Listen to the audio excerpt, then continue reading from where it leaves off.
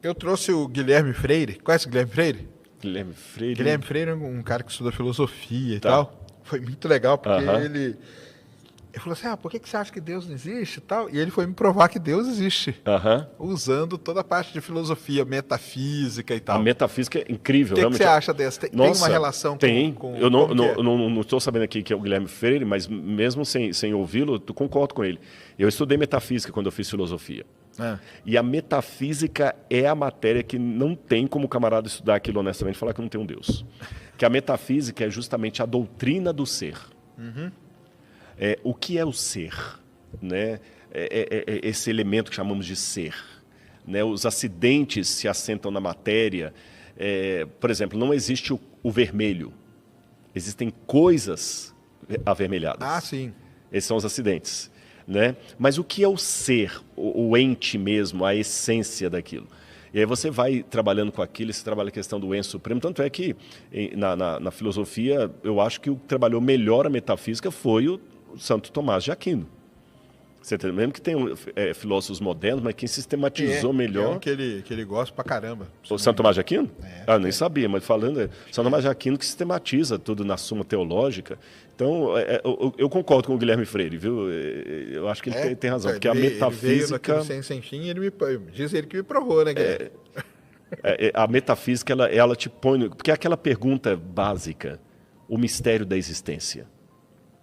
São duas perguntas que tem que fazer. E é interessante, muitos fogem dessa Mas você pergunta. acha, Por que tem algo ao invés de nada? Porque, por exemplo, para mim, o universo ele não tem propósito. Uhum, Entendeu? Para mim não tem. Para mim, tudo isso aqui é um acaso. uhum. Entendeu? O universo ele não está nem aí se tem vida aqui, se tem vida num outro lugar e tal, não sei o quê. O inferno o inferno, não, desculpa, O o universo. universo é frio. É frio, né? Que não é que ele é frio, é que ele não tem. Nossa, por acaso apareceu isso aqui e nós estamos aqui e tal, mas uma frase que eu falo toda apresentação minha, que é super triste, que é o seguinte: daqui 120 anos vão estar pessoas vivendo aqui que talvez nem vão lembrar que a gente existiu. Nem vão saber. Talvez nem saibam que a gente, quanto mais lembrar. Nós estamos cercados de eventos que você está falando. Quem foi o último que usou aquela lamparina? Mas é interessante, porque Quem nós foi o estamos cara aqui, que escreveu isso aqui? Então, mas nós estamos aqui, tem a múmia ali, Sim. e nós estamos lembrando dos caras de quantos mil anos atrás, mas né? assim, mas a maioria é anônima. Sim. É porque ele era o faraó. Sim. Mas a maioria qual foi o cara que escreveu? Eu nem essa sei. aqui que você usa, né? Eu sei que Exatamente. foi o Nabucodonosor, mas ele... Agora, eu entendo isso que você fala, só tem um... Você acha que o universo tem um propósito? Você acha que tem? Eu vou responder com Mas uma por que teria? indagação. Por que teria? Boa pergunta. Eu vou responder com uma indagação, tá bom? Se o universo não tem propósito, não tem significado, de onde vem esse vazio, essa sede de sentido que nós temos? Vamos Mas é raciocinar. uma coisa nossa, né? Mas tudo bem, mas vamos É uma raciocinar na nossa consciência. na né? nossa consciência. Mas de onde vem isso? Vamos analisar dentro da natureza. Vamos ser agora bem científicos, tá bom? Dentro da natureza. Se o Pirulo estivesse aqui, ele explicaria isso melhor do que eu. Eu vou falar de maneira leiga, porque eu não sou Vamos lá. biólogo. A tartaruguinha do mar, ela nasce sabendo que o lugar dela não é na areia. Você já viu o Projeto Tamar? Já, eu sei, elas nascem, elas vão Elas nascem, elas vão... correndo pro mar. Eu nunca vi ninguém do Projeto Tamar dando aula de mar para as tartaruguinhas. Nunca vi. Elas têm um instinto. Ela tem um instinto. Um instinto que... Tá. E o que é o instinto? Eu poderia dar outro exemplo com a abelha. A abelha não fica dentro da colmeia. Ela sabe que, para ela produzir a coisa, ela tem que ir para fora. Tem um instinto que leva a abelha para fora. Tá. Esse instinto é complicado porque ele é informação. Informação requer pensamento. Então, de onde vem essa informação? Porque, veja bem, esse que é o problema. Com a física, eu descubro que o universo tem leis. O que nós que colocamos essas leis, né? Não, Talvez não tenha, né? Não, acredito que não. Aí nesse ponto eu vou ser mais cético do que você. Porque a gente convencionou essas leis, né? Não, a lei de gravidade ninguém convencionou, ela está aí funcionando. então, Você porque pode ter dado um nome para ela. É isso que eu tô falando. Você deu um Mas nome para ela. Nós chamamos de gravidade, mas as coisas mas estão elas estão aí. Ou seja, o vocabulário Sim. não anula a existência de. Sim. Ele dá nome ao que existe. Tá certo? Isso aí. Então eu posso falar que eu convencionei a Lei Maria da Penha. Porque isso foi uma lei dada aqui, que se o camarada bater na mulher, isso foi convencionado, tá certo. Agora, a lei da gravidade, ela não foi convencionada, ela foi descoberta e denominada, os próprios números. Então, olhando na natureza, o que eu descubro? Nós temos uma tendência a buscar fora do meu organismo algo que o meu organismo precisa para sobreviver. Se esse algo não existisse, meu organismo teria morrido. Certo. Tá certo? Ou seja, se a abelha busca o pólen, é porque o pólen existe em algum lugar. E eu nem vou entrar no mérito quem que fez isso, mas olha que matemática absurda. A abelha nasce com a sensação, preciso do pólen. Ela nem sabe o que é pólen, mas ela sai e vai buscar, encontra e traz. O pólen existe. Se o pólen não existisse, a abelha já teria sido extinta. A tartaruguinha do mar, ela nasce com o instinto de buscar o oceano. Se o oceano não existisse, ela já teria morrido. Então, com esses dois exemplos e dezenas de outros que eu poderia dar, tudo aquilo que o meu organismo precisa para essencialmente viver de maneira plena, não apenas sobreviver, existe em algum lugar fora de mim. Ah, sim. Ok? Muito bem. Da mesma maneira que a tartaruga tem essa necessidade, a abelha tem, eu também tenho necessidade por sentido. Mesmo que ele não exista, eu quero dar um sentido. Eu quero dar um sentido. Mesmo que a vida eterna não exista, você gostaria que as suas filhas vivessem para sempre. Mas aí é um sentido que a gente quer dar da gente. Não. Eu falo assim, o universo em si, Pois ele é. não está nem aí para não, gente mas estar eu vou, aqui eu ou vou não. chegar lá. Aí eu vou chegar, aí que vou o ponto. E eu vou concordar com você. Eu tenho uma desesperada sede por significado que eu não consigo encontrar nesse ambiente. Então isso me faz chegar a duas conclusões. Ou esse significado não existe, mas se eu falar que ele não existe, eu entro numa confusão. Se ele não existe, por que eu tenho essa necessidade? É uma coisa de falar assim, a necessidade da abelha pelo pólen, mas o pólen não existe. A necessidade da tartaruga pelo mar, mas o mar não existe. Eu tenho necessidade de eternidade, mas a eternidade não existe? Não, ela existe. Mas ela talvez não está nesse plano que eu alcanço. Aí que vem uma coisa que é uma linguagem, inclusive, da metafísica, que é a transcendência. A busca pelo transcendente.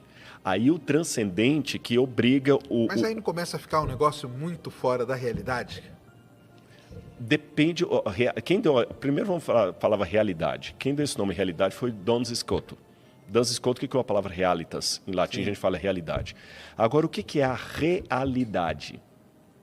Será que a realidade é necessariamente aquilo que perpassa pelo método científico? Sim. Não, claro. Ela é muito maior. Pode ser. Você entendeu? Então, assim, se eu consigo imaginar uma realidade que não perpassa pelo método científico, mas ao mesmo tempo eu não posso negá-la, mesmo sem poder mensurá-la, testemunhá-la, por que eu vou negar a transcendência de um Deus? Deus é um axioma muito forte para eu poder simplesmente falar o seguinte, não, eu não quero trabalhar com essa hipótese de trabalho. Agora, a boa notícia da Bíblia não é que Deus existe.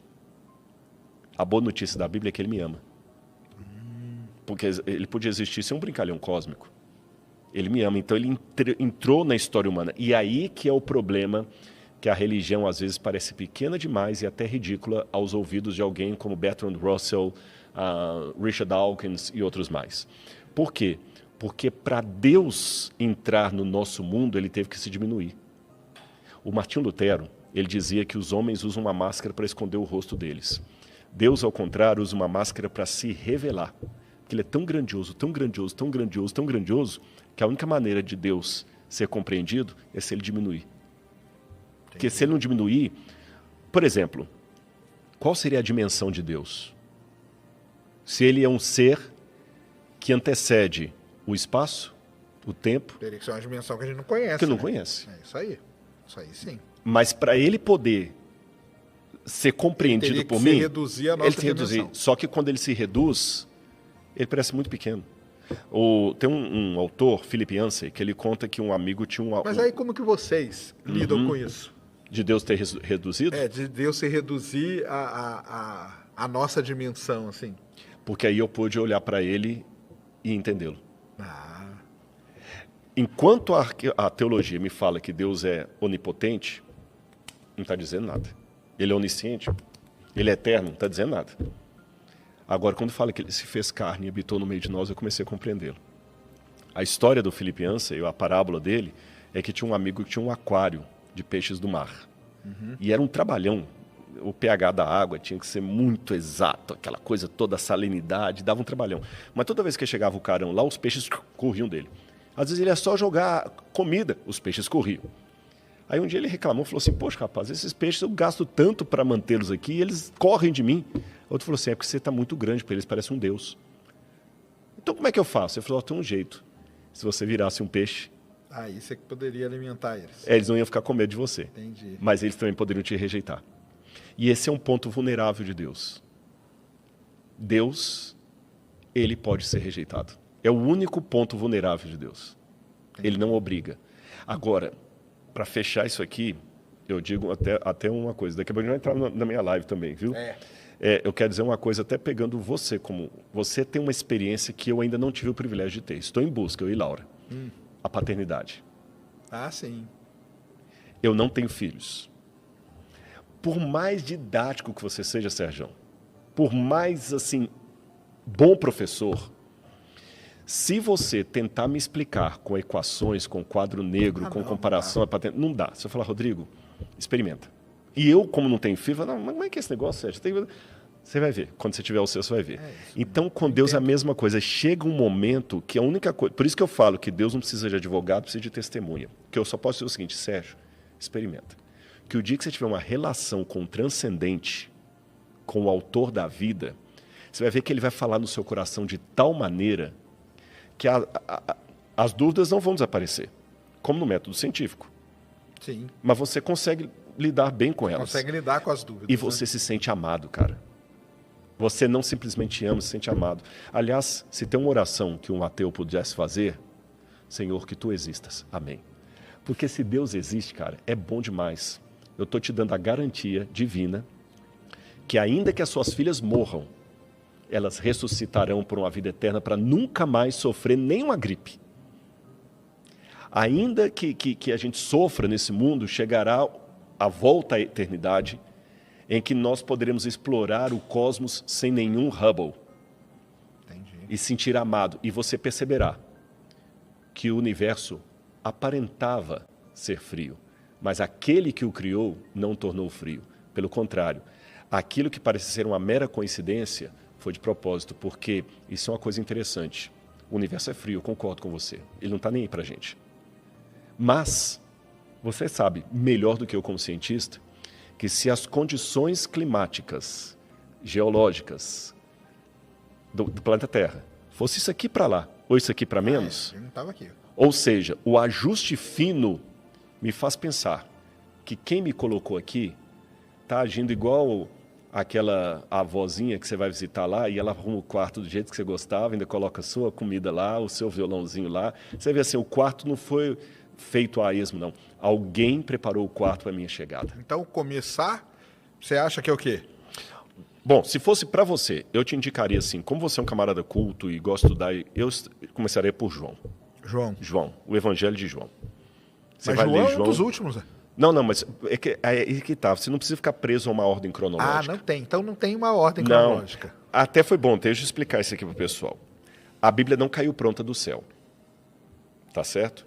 Os livros foram sendo reconhecidos e foram colecionados ao longo do tempo. Só que quando chegou na época judaica e depois na época cristã, eles pegaram a Bíblia e resolveram organizá-la como uma biblioteca. A palavra Bíblia, inclusive, né, que significa coleção de pequenos livros. Porque, lembra que eu te mostrei lá fora do Museu Papiro? Uhum. Pois é. O papiro, em egípcio, era onde a gente fazia as plantas, né, era Alset. Esse é o nome egípcio. Só que o papiro, quando ele era exportado, melhor dizendo, para os mundos de fala grega, eles traduziam a palavra papiro por biblos, que era o nome do porto fenício de onde exportava. Sabe aquele negócio do porto que o pessoal sai dali? Igual o pessoal fala Colgate, Gillette, sei. O nome do produto vira o nome da marca? Pois é, então, como o papel saía daquele porto ali, eles chamavam de biblos. Ah, você vai comprar biblos? Biblos, biblos, biblos, biblos. E o livro também era chamado de biblos. Biblos. Então, quando você fala um livro, é um biblos, mia, biblos. Quando são vários, é Quando Bíblia. são vários, aí não, biblioi. Ah, tá. Biblioi. Vários livros. Então, tria, biblioi. Só que quando você fala de um livro pequenininho, biblion. Livrinhos pequenininhos, biblia. Na ciência, você faz isso também quando você faz Claro. do grego ali. Então, Bíblia significa uma coleção de pequenos livros. Aí, como são 66 no cânon protestante, e você tem 7 livros a mais no cânon católico, que são os deuterocanônicos, que os protestantes chamam de apócrifos, não vou entrar no mérito da questão, resolveu-se, então, organizar essa biblioteca em livros. Então, os 5 primeiros livros da Bíblia são chamados de Pentateuco, Penta, os 5 livros de Moisés, Teokos significa prateleira, os 5 livros, o Pentateuco, a lei. Aí depois vem os livros históricos, que vai desde Josué até o livro de Ruth, Neemister. Depois começa Jó até Eclesiastes, a seção dos livros poéticos, cantares poéticos. Depois de Isaías até Malaquias, proféticos. Então aqui eu tenho as áreas do Antigo Testamento. O Pentateuco, livros históricos, poéticos e proféticos. Caramba. No Novo Testamento, 4 contam a vida de Jesus, os 4 evangelhos. Atos conta a história da igreja, então tem Evangelho e Atos. Depois vem as epístolas, que são as cartas que Paulo escreveu para as igrejas, João escreveu, terminando com o Apocalipse. Então assim que seria a divisão da Bíblia como um todo. Entendi. Mas começando por João é uma boa pedida. Gente, quem acha que o Sérgio deve começar a ler Será? a Bíblia pelo João? Eu li um pedaço da Bíblia para o Henrique Cristo. Foi Henrique Cristo. Tive lá com o Henrique Cristo. Eu vou fazer o seguinte, galera, eu vou fazer uma promessa aqui. Eu vou mandar uma Bíblia de presente para o Sérgio e Aí, vou marcar ó. para ele ler o Evangelho de João. Pronto. Só Será pra que eu ele- começo a ler a Bíblia? Acho que leio, sim. Ah, lê sim, lê. leio. É pensar